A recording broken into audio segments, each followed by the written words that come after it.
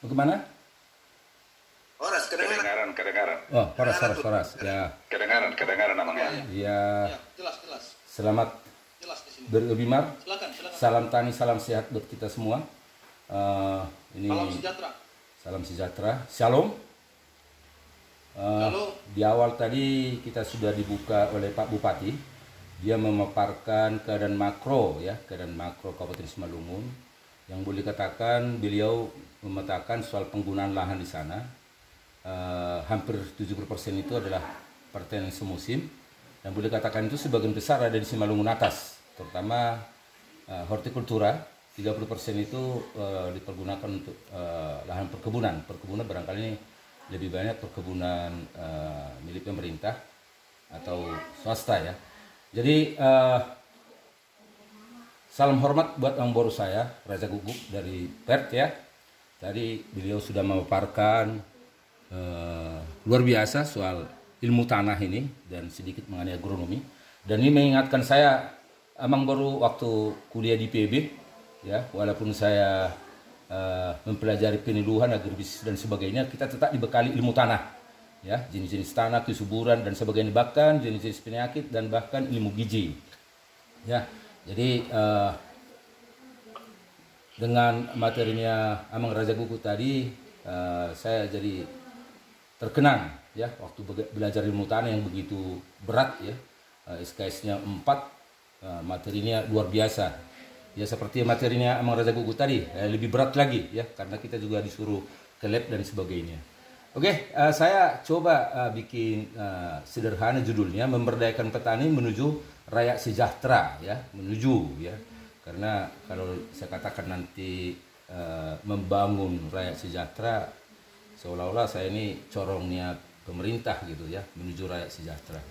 Jadi sekilas tadi ya, Mang Raja Guguk sudah membuat suatu gambaran ya bagaimana perkembangan masyarakat ya. Jadi saya sekilas hanya mengatakan bahwa pada dasarnya ada perkembangan masyarakat dimulai dari masyarakat primitif ya, tradisional ke masyarakat modern. Di masyarakat primitif ini banyak menggantungkan kehidupan ke alam semesta dengan cara berpindah-pindah ya, misalkan seperti ladang berpindah. Tradisional sudah mulai menggunakan cara-cara semi modern.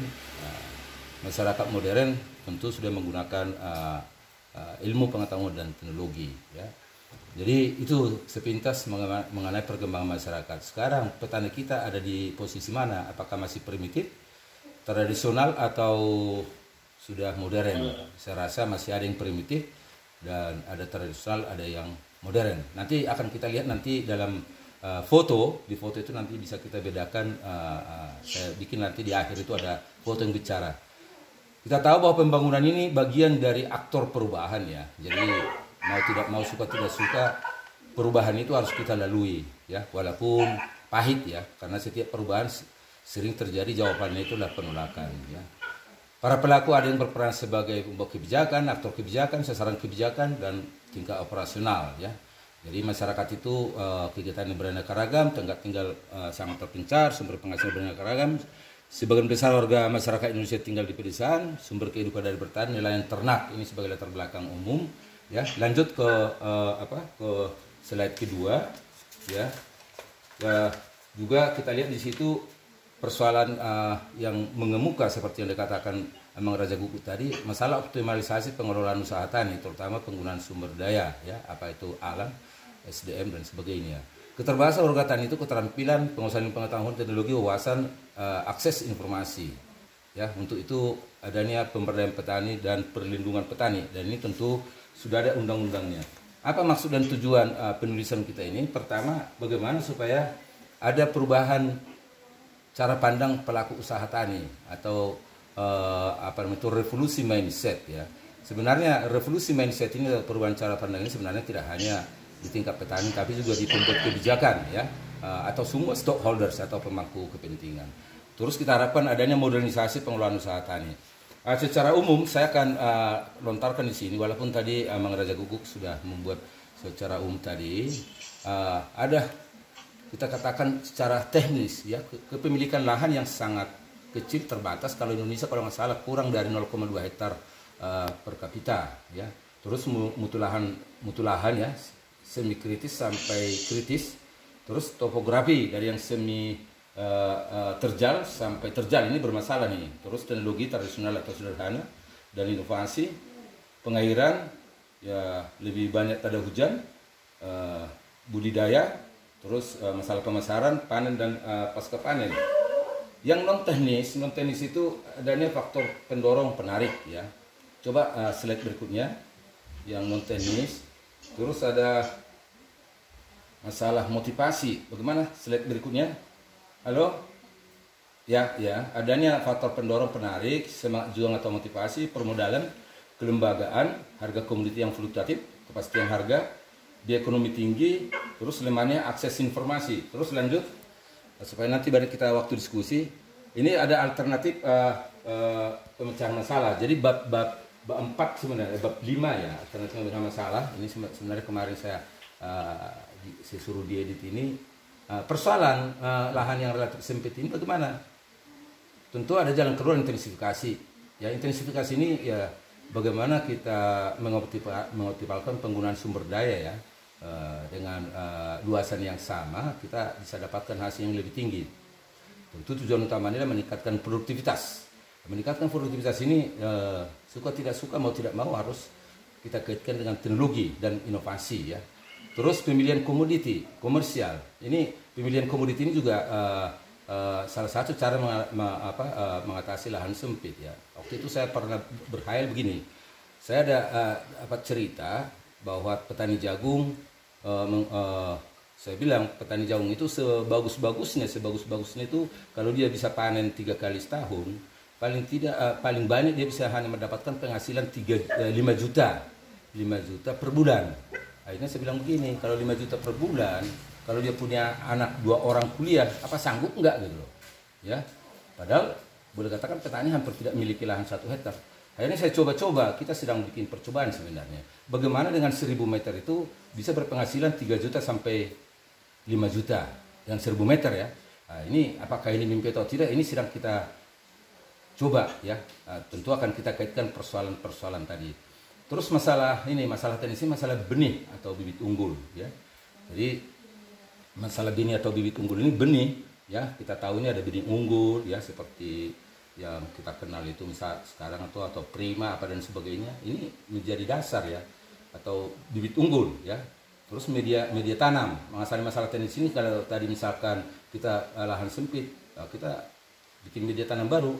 Dan saya lihat ini waktu saya ke Tanah Jawa itu sudah ada yang mulai ya, pakai di polybag, di karung dan sebagainya.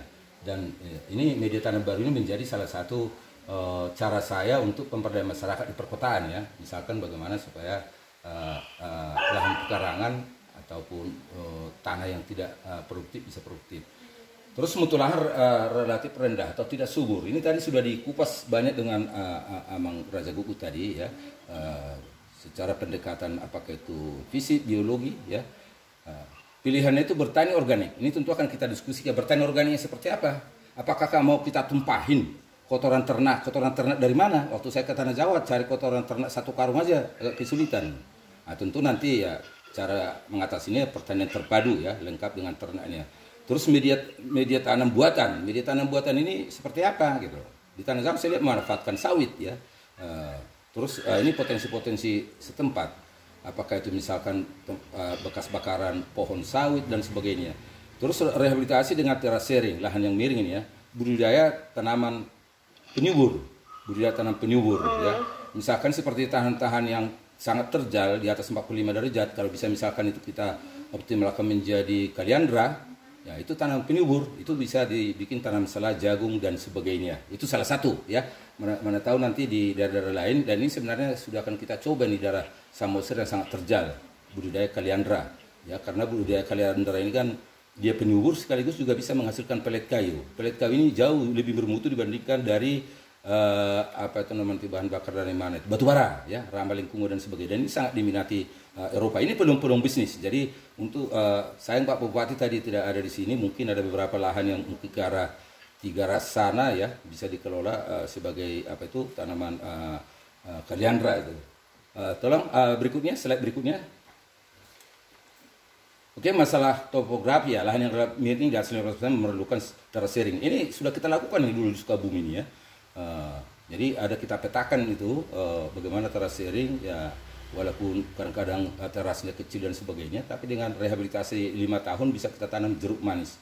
Walaupun secara agroklimat sebenarnya tidak memungkinkan gitu, tapi dengan modifikasi ya, perbaikan tanah itu bisa kita lakukan. Dan bahkan waktu itu tomat Taiwan bisa kita tanam semi rumah kaca. Bahkan waktu itu Ibu Supazor Rustam, Bupati, istrinya Pak Luhut ikut makan.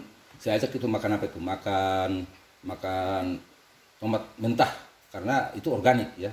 Terus pemilihan jenis komoditi bersifat musiman atau tahunan, resapan air ya. Resapan air di hulu ya. Ini mungkin ada embung, ada mungkin juga kita tampung embun-embun dan sebagainya. Terus masalah teknologi adalah pertanian. Jadi cara budidaya, benih bibit, teknologi informasi pada pertanian dan sebagainya. Nah, ini cara budidaya. Ini yang perlu kita nanti introduce ya. Terus masalah budidaya, persiapan lahan, benih bibit unggul, pembibitan, pupuk dan pestisida serba organik, persiapan panen. Ini juga kita coba pendekatannya semua organik. Jadi waktu itu mohon maaf ya, petani waktu saya ke Tanah Jawa itu mungkin dia tidak puas jawaban saya soal pertanian dia soal jagung ya. Kebetulan tidak saya lihat jagungnya. Mudah-mudahan beliau tertantang ya mengganti tanamannya. Terus yang